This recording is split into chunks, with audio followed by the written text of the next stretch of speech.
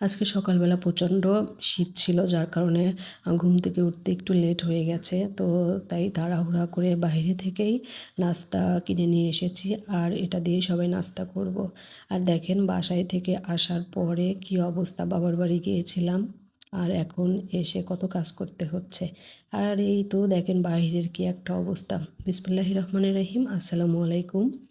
আজকে আমি সারা দিনে কি করেছি সেটা আপনাদের সাথে একটু শেয়ার করব। আশা করি আপনারা সবাই আমার পাশে থাকবেন। তো এই তো দেখেন 11টার দিকে বাজার করে নিয়ে এসেছে। আর শীতের মধ্যে সব থেকে ভালো হচ্ছে লাগে এইটাই যে টাটকা টাটকা সবজি পাওয়া যায়। আমার কাছে তো শীতকাল খুবই পছন্দ, কারণ সবজি খুবই ভালো ভালো সবজি পাওয়া যায়। আর আমার এমনিতেও শীতকাল খুবই পছন্দ। তো আপনাদেরও কি শীতকাল পছন্দ? কার কার শীতকাল পছন্দ অবশ্যই কমেন্টের মাধ্যমে আমাকে জানাবেন। তো তারপরে যে বাজার থেকে নিয়ে এসেছে ছোট মাছ। এই মাছটা খেতে তো ভীষণ মজা।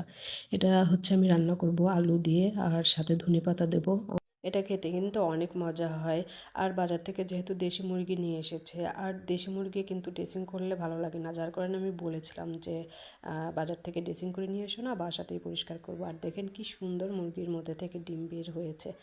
তো যাই হোক, তারপরে হচ্ছে আমি তাড়াহুড়া করে রান্না শুরু করে দিলাম। যেহেতু আজকে অনেকটাই দেরি হয়ে গেছে, যার কারণে আমি 2 চুলায় তাড়াহুড়া করে আমি হচ্ছে রান্না চাপিয়ে দিয়েছি। দেখেন এক চুলায় আমি হচ্ছে মুরগির মাংস রান্না করছি, আর এক চুলায় হচ্ছে ছোটো মাছ আমি রান্না করছি হাতে মেখে। এইভাবে হচ্ছে ছোটো মাছ রান্না করলে খেতে অনেক মজা হয়। তো যাই হোক, আমি খুব তাড়াহুড়া করছি রান্না কমপ্লিট করে নেওয়ার জন্য, যেহেতু সকালবেলা হচ্ছে বাইরে থেকে আর নাস্তা কিনে নিয়ে এসে খাওয়া হয়েছে। আর যার কারণে আমি খুব তাড়াহুড়া করছি যে তাড়াতাড়ি রান্না করে বাচ্চাদের খেতে দিতে হবে। কয়েকটা দিন বাসায় ছিলাম না, তার কারণে মনে হচ্ছে সব কিছু এলোমেলো হয়ে আছে।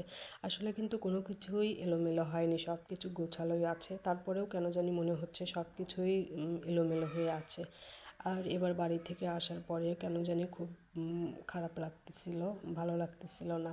বাসায় যাওয়ার আগে অনেক প্ল্যান ছিল, অনেক জায়গায় ঘুরতে যাব, তারপরে হচ্ছে আম্মুর সাথে অনেক কিছু করব, কাজে সহযোগিতা করব। আসলে সেগুলো কোনো কিছুই করা হয় না। প্রত্যেকবার প্ল্যান করি, কোনো বাড়ি হচ্ছে কোনো কিছুই করা হয় না।